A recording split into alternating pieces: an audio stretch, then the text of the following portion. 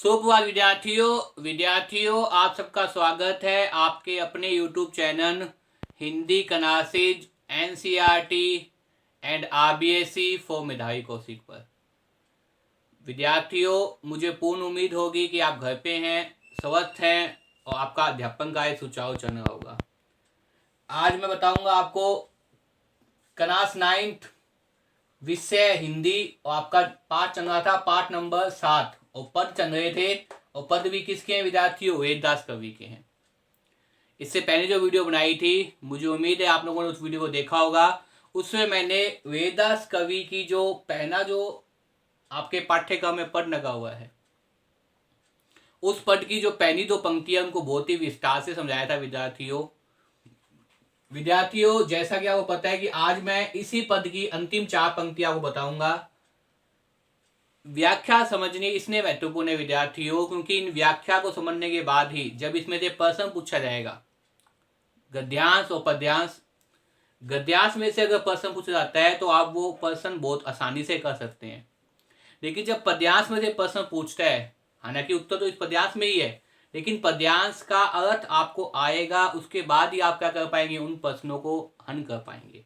इसलिए इस प्रकार जब भी आप व्याख्या को समझने का प्रयास करें तो आप एक एक शब्दों का अर्थ अगर आपको पता है तो आप आसानी से समझ जाएंगे।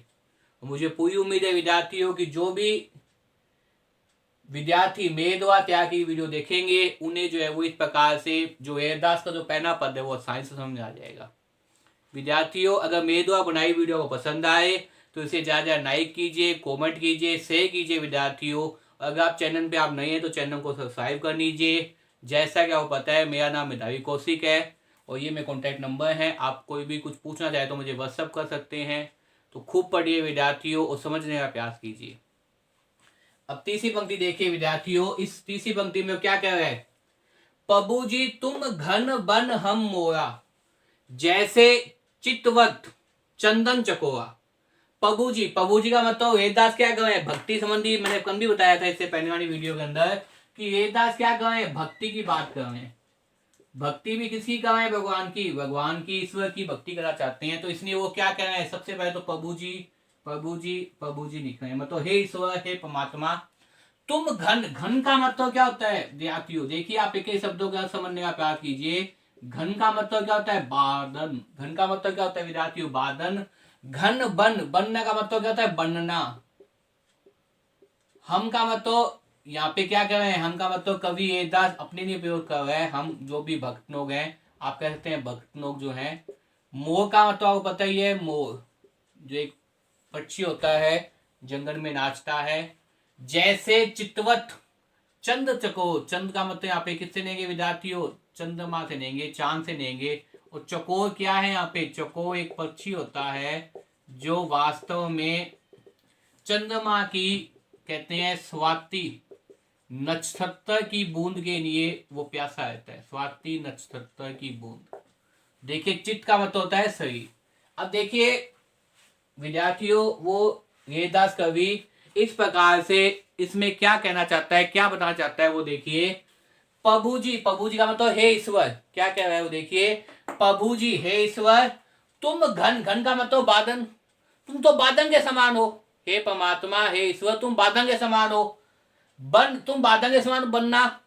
हम मोहा, हम जो भक्त कवि हैं, जो आपकी भक्ति कर रहे हैं, जो आपकी आराधना कर रहे हैं, वो क्या है? मोह है। जिस प्रकार से कहने का अभिप्राय ये है कि मोह को जैसे ही आसमान में बादल दिखते हैं वो प्रसन्नचित होकर क्या है? नाचना प्रारंभ कर देता है। जैसे ही मोर को बादल दिखते हैं आसमान के अंदर कि बादल छा गए हैं, मौसम जो है वो सुहावना हो गया है, बरसात होने वाली है, वैसे ही मोर क्या है? नृत्य करना प्रारंभ कर देता है। ये एक शाश्वत सत्य है। इन सभी पंक्तियों में किसका उपयोग किया है? उपमान अंक का उपयोग किया है। किसका उपयोग किया है विद्यार्थी? उपमान अंक का उपयोग किया है। उपमान अंक का मतलब होता है कोई ना कोई उदाहरण देना। उदाहरण भी ऐसे देना जो वास्तव में क्या है? शाश्वत है, जो सच है, जिनमें सच्चाई हमें दिखाई दे रही है। तो इन सभी पंक्तियों में क्या है विद्यार्थियों? उपमा अलंकार है। तो यहां किसका उदाहरण दिया जाए? उपमा का मतलब क्या होता है? उदाहरणों के माध्यम से बात करना, उदाहरण देना। तो उदाहरण जो है वो दिए गए हैं प्रत्येक पंक्ति के अंदर। इस पंक्ति में देखिए यहां से लेकर यहां तक किसका उदाहरण दिया है? बादल और मोर का उदाहरण दिया है। ये शाश्वत सत्य है कि बादल जब आते हैं आसमान के अंदर तो मोर क्या है? नाचने लग जाते हैं, मतलब वो पसंद हो जाते हैं, प्रसन्नता व्यक्त करते हैं। उसी प्रकार से हे प्रभु, हेदास कवि क्या कहते हैं? हे प्रभु, तुम जब हमारे जीवन में बादल रूपी बन के आओगे तो हम मोर बन जाएंगे, हम भी क्या हो जाएंगे? प्रसन्न हो जाएंगे। मुझे उम्मीद है आपको ये समझ में आ गया होगा। आगे देखिए, जैसे चितवत चंद चकोवा, जैसे अब दूसरा उदाहरण दे रहा है। जैसे चितवत, चितवत का मतलब होता है विद्यार्थियों देखता है, चितवत का मतलब होता है देखता है। जैसे चितवत चकोर क्या है? स्वाति नक्षत्र की बूंद की ओर देखता रहता है। प्यासा, चकोर क्या होता है? प्यासा होता है। वो कहते हैं चकोर जो पक्षी है वो किसमें खड़ा होता है? नदी में, नदी में, तालाब में, सरोवर में खड़ा होता है। वो एक तक, एक तक का मतलब एक तक मतलब बिना ध्यान बटाए कहां देखता रहता है वो चकोर पक्षी? वो चकोर पक्षी कहां देखता है? आसमान की ओर देखता रहता है। क्यों देखता रहता है? स्वाति नक्षत्र की बूंद को प्राप्त करने के लिए, ताकि उसे क्या मिल जाए? स्वाति नक्षत्र की बूंद मिल जाए। तो इसलिए कहता है जैसे चितवत चंद चकोवा, जैसे चकोर पक्षी जो है वो आसमान के अंदर एक टक देखता रहता है स्वाति नक्षत्र की बूंद के लिए, वैसे ही हे प्रभु, हे ईश्वर, हे परमात्मा, हम क्या कर रहे हैं? आपके प्रति ध्यान लगाते हैं, एक तक आपको देखते रहते हैं। एक बार में ध्यान में बैठ गए तो आपका ही ध्यान आता रहता है। हम ये सोचते रहते हैं कि कब आप हमें दर्शन देंगे, और जब तक हमें दर्शन नहीं दोगे तब तक क्या है? हम आपको सिर्फ ही देखते रहेंगे। कहने का मतलब, देखने का मतलब क्या है? आपकी ही भक्ति करते रहेंगे, आपकी ही आराधना करते रहेंगे। मुझे उम्मीद है विद्यार्थियों आपको जो पहली पंक्ति है आज जो पढ़ा रहा हूं वो आपको समझ में आ गई होगी। जिस प्रकार से जो चकोर पक्षी है वो चंद्रमा रूपी चितवन को देखता रहता है, चंद्रमा रूपी स्वाति नक्षत्र की बूंद को प्राप्त करता रहता है, उसके सौंदर्य को देखता रहता है। कहते हैं चकोर का जो स्नेह है वो किससे है? स्वाति नक्षत्र की बूंद से है, चंद्रमा से है। चंद्रमा का एक अर्थ निकलता है सुंदरता, सादगी, सरलता। उसी प्रकार से हम भी क्या है? एक तक आपके सौंदर्य को, आपकी सादगी को, आपके प्रेम को निहारते रहते हैं। मुझे उम्मीद है आपको पहला पंक्ति समझ में आ गई होगी। दूसरी पंक्ति देखिए विद्यार्थियों, प्रभु जी तुम दीपक हम बाती। प्रभु जी, दीपक का मतलब यहाँ पे क्या है? दिए से ले सकते हैं। दीपक का मतलब क्या है? दिए से ले सकते हैं। और बाती का मतलब यहाँ पे क्या है? हुई की बाती। दीपक का मतलब यहाँ पे क्या है? दिए से। प्रभु जी, प्रभु जी का मतलब है ईश्वर। दीपक का मतलब क्या है? आप दिए से ले सकते हैं। और बाती का मतलब क्या है? हुई की बत्ती कह सकते हैं, जो अपने आमतौर पे घर पे जो पूजा करते हैं तो का उपयोग करते हैं दीपक जलाने के लिए। तो इसी प्रकार से दास कवि क्या कह रहा है? प्रभु जी तुम दीपक हम बाती, कि हे प्रभु तुम तो दीपक हो, हम क्या हैं? बाती हैं। कहने का अभिप्राय ये है कि हम तो जो है दीपक, अगर हे प्रभु तुम यदि दीपक के समान हो तो हम उस दीपक में दिन रात जलने वाली हुई की बत्ती हैं, जो प्रकाश फैलाता है दीपक। अगर तुम दीपक हो तो हम हुई है। कहने का अभिप्राय ये है विद्यार्थियों कि भगवान के सानिध्य को कवि चाहता है। अगर तुम बादल हो तो हम मोर है, अगर तुम चंद्र हो तो हम चकोर है, अगर तुम दीपक हो तो हम बाती है। इस प्रकार से क्या है? वो ईश्वर के साथ ही रहना चाहता है, ईश्वर के समीप रहना चाहता है, भगवान की भक्ति करना चाहता है। इसलिए वो क्या कर रहा है? प्रभु जी तुम दीपक, दीपक का मतलब दिया, तो हम बाती, मतलब अगर तुम दीपक के समान हो तो हम बुई की बाती है, हम जनते रहेंगे, प्रकाश देते रहेंगे, हमारे साथ रहेंगे। मुझे उम्मीद है समझ में आ गया होगा। दूसरे देखिए आगे पंक्ति, जाकी ज्योति बे दिन रात। जाकी ज्योति, जाकी का मतलब जिसकी, जाकी का मतलब क्या होता है विद्यार्थियों? जिसकी। ज्योति का मतलब क्या होता है? ज्योति का मतलब यहाँ पे आप ले सकते हैं प्रकाश से, जो कि अगर दिया जलता है, जब तक उसमें घी है, जब तक उसमें सामग्री है, जब तक वो दीपक जलता रहेगा। जब दीपक जलेगा तो क्या होगा विद्यार्थियों? ज्योति होगी, प्रकाश होगा। भे का मतलब क्या है? जनना। भे का मतलब क्या होता है? जनना। और दिन का मतलब आपको बताइए, दिन जो दिन होता है, रात्रि का मतलब यहाँ पे किससे लेंगे? रात, दिन रात। तो यहाँ पे कवि क्या कह रहा है दास आपके सामने? कवि ये दास कह रहा है कि अगर तुम दीपक हो तो हम क्या है, दिन रात जलने वाली उस बत्ती के समान है। हे प्रभु अगर तुम दीपक हो तो हम उस सुई की बत्ती के समान है, जो दिन भर क्या है, दिन रात जलते रहेंगे और ज्योति देते रहेंगे, प्रकाश को देते रहेंगे, नौ को जलते रहेंगे, अर्थात हम तुम्हारी भक्ति करते रहेंगे। कहने का अभिप्राय यह है कि हम दिन रात क्या है, आपकी भक्ति में लगे रहेंगे। मुझे उम्मीद है विद्यार्थियों आपको दूसरी पंक्ति समझ में आ गई होगी। प्रभु जी तुम दीपक हम बाती, जाकी ज्योति बे दिन राती। बे का मतलब जलना, कि अगर तुम दीपक हो तो हम उस हुई की बत्ती के समान है, हुई की उस बत्ती के समान है जहां जिसकी ज्योति क्या है, दिन रात जलती रहती है। हम भी तुम्हारे दिन रात प्रार्थना करते रहेंगे। कहने का मतलब है कि 24 घंटे हम आपकी पूजा करते रहेंगे, 24 घंटे आपके ध्यान में रहेंगे। हे प्रभु, मुझे उम्मीद है दूसरी पंक्ति समझ में आ गई हो। तीसरी पंक्ति देखिए, प्रभु जी का मतलब ईश्वर, परमात्मा, परमेश्वर, भगवान जिसे हमने कहते हैं। तुम मोती हम धागा। देखिए मोती जो है वो मोती उपी माना आपने कभी देखी होगी, उसमें एक एक मोती को पिराया जाता है धागे के अंदर। जब आप एक एक मोती को उसमें डालते हैं तो क्या बन जाती है, आगे मोतियों की माला का निर्माण हो जाता है। तो वो क्या कर रहा है, धागा। धागा का मतलब यहाँ पे क्या है विद्यार्थियों, जो प्रयोग में ना जाना धागा उसको कहते हैं। तो प्रभु जी तुम मोती तो हम धागा, अगर तुम मोती हो तो मोती में जो पियोने वाले धागे हैं वो हम क्या है, हम है। मतलब हम का मतलब भक्त कवि हैं, भक्त हैं जो भगवान की भक्ति करते हैं, आराधना करते हैं। तो कवि यहाँ पे क्या कह रहे हैं, कवि एदास यहाँ पे क्या कह रहे हैं पंक्ति के अंदर, कि हे प्रभु जी अगर तुम मोती के समान क्या हो, सुंदर हो, मोती के समान स्वच्छ हो, मोती के समान पवित्र दिखाई दे हो, तो उन मोतियों को बांधने वाले धागे क्या है, हम है। मतलब हम हर समय तुम्हारा सामीप्य चाहते हैं, तुम्हारी भक्ति करना चाहते हैं। तो हम क्या है, तुम्हारे भक्त उस मोती में पियो जाने वाले धागे हैं। कहने का अभिप्राय ये है कि हम हर समय तुम्हारे साथ रहेंगे, तुम्हारा ही ध्यान करेंगे, तुम्हारे ध्यान से कभी वंचित नहीं होंगे। जैसे सोनही मिनत सुहागा, जैसे सोनही, सोने का मतलब यहाँ पे होता है सोना, सोने का मतलब क्या है, सोना, मिनत का मतलब मिलना, और सुहागा मतलब सुहाग आपको बताइए।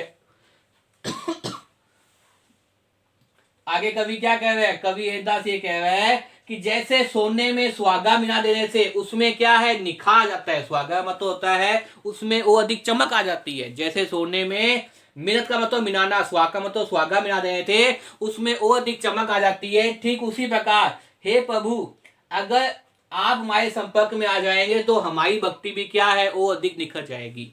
हमारे संपर्क में आने का अभिप्राय ये है विद्यार्थियों कि अगर आप हमें दर्शन देंगे, अगर आप हमें सद्बुद्धि देंगे तो हमारी भक्ति क्या है, वो अधिक निखरती रहेगी। कहते हैं और ये सत्य भी है कि प्रभु की इच्छा के बिना एक पत्ता भी नहीं हिलता। तो हमारे मन में जो भी कुबुद्धि आती है, हमारे मन में जो भी सद्बुद्धि आती है, हम जो भी अच्छे कार्य करते हैं, जो भी बुरे कार्य करते हैं, वो सब किसकी अनुकंपा पे होता है, किसके सानिध्य से होता है, किसके आशीर्वाद से होता है, ईश्वर के आशीर्वाद से होता है। राम था तो रावण भी था, रावण की कुबुद्धि थी, लेकिन हमेशा वो क्या करता था, राम का ही ध्यान करता रहता था। तो रावण को क्या मिल गया, मोक्ष मिल गया।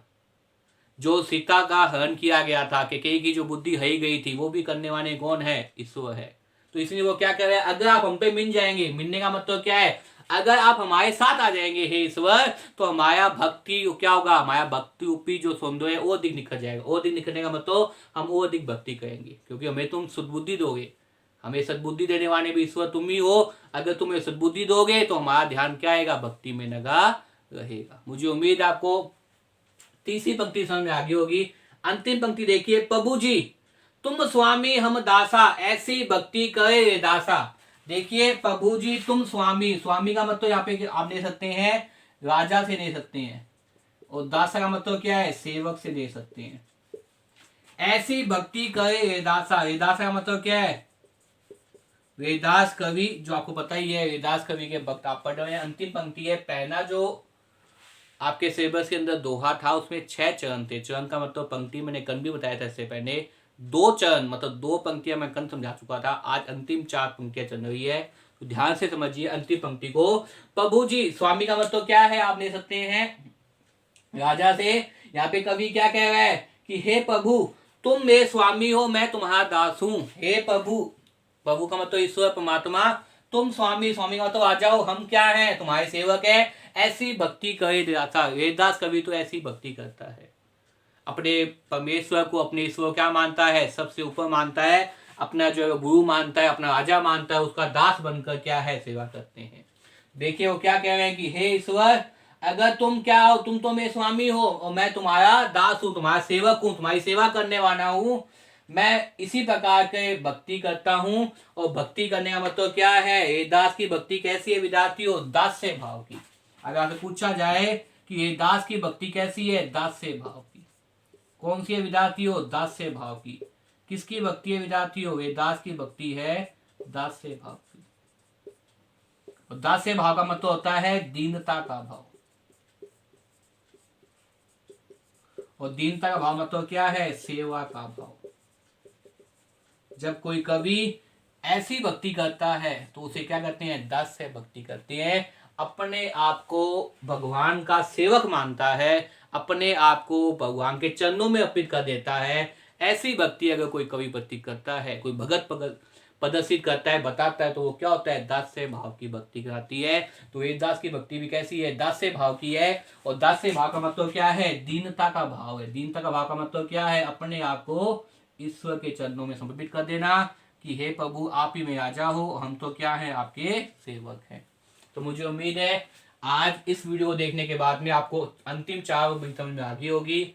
देखिए, एक तो अगर जहां तक बात करें, उपमान अंक का प्रयोग किया, मैंने बता ही दिया था। अनुपासन अंक का प्रयोग में है प्रभु की भक्ति को भिन्न भिन्न उदाहरणों से समझाने का प्रयास किया है, भिन्न भिन्न उदाहरणों से बताने का प्रयास किया है। इसके साथ साथ देखिए विद्यार्थियों, अंतिम में प्रभु जी प्रभु जी प्रभु जी बोल रहे हैं, चकोवा बोल रहे हैं, ठीक है ना। ये क्या गाती है, तुकबंदी गाती है। और जहां तुकबंदी होता है, जहां तुकबंदी होती है, वहां क्या दिखाई देता है आपके सामने, नाद सौंदर्य दिखाई देता है। क्या दिखाई देता है विद्यार्थियों, नाद सौंदर्य दिखाई देता है। क्या दिखाई देता है, नाद सौंदर्य दिखाई देता है, जहां तुकबंदी होती है। तो मुझे उम्मीद है विद्यार्थियों, आपको इस प्रकार से इस वीडियो को देखने के बाद में अंतिम जो 4 चरण है वो भी समझ में आगे होंगे। मैं बार बार कहता हूँ विद्यार्थियों, एक एक शब्दों का अर्थ समझ लीजिए, उसके बाद आपकी व्याख्या समझ में आ जाएगी। और जब आपकी व्याख्या समझ में आएगी तभी आप प्रश्नों को हल कर पाएंगे। अगर मान लो वो पूछ रहे प्रश्न के अंदर कि यहाँ पे जो है वो किससे बादल बताया गया है, तो आप कह सकते हो ईश्वर को बादल बताया गया है। मोर किसे बताया गया है, कवि खिलौने को मोर बताया गया है। तो इस प्रकार के प्रश्न को पूछता है तो आप इसे आसानी से हल कर सकते हैं। जैसे वो पूछ सकता है कि स्वामी कौन है, दास कौन है, दास तो कौन है, वेददास कवि खुद है। स्वामी कौन है, प्रभु है, ईश्वर है, उसकी भक्ति कैसी है, दास से भाव की भक्ति है। तो इस प्रकार कई प्रश्न बनते हैं विद्यार्थियों। तो मुझे उम्मीद है इस वीडियो को देखने के बाद में आपको इस प्रकार से जो आपका पाठ नंबर 7 है, कक्षा 9 पद वेददास का जो पहला दोहा है वो समझ में आ जाएगा। तो बार बार इस वीडियो को देखिए और याद करने का प्रयास कीजिए। अगर वीडियो पसंद आए तो लाइक कीजिए, कमेंट कीजिए, शेयर कीजिए विद्यार्थियों। चैनल को सब्सक्राइब कर लीजिए, खूब मन लगाकर पढ़िए, घर पे रहिए, स्वस्थ रहिए, तंदुरुस्त रहिए, अपना अध्यापन कार्य चलाते रहिए, खूब पढ़िए विद्यार्थियों। धन्यवाद।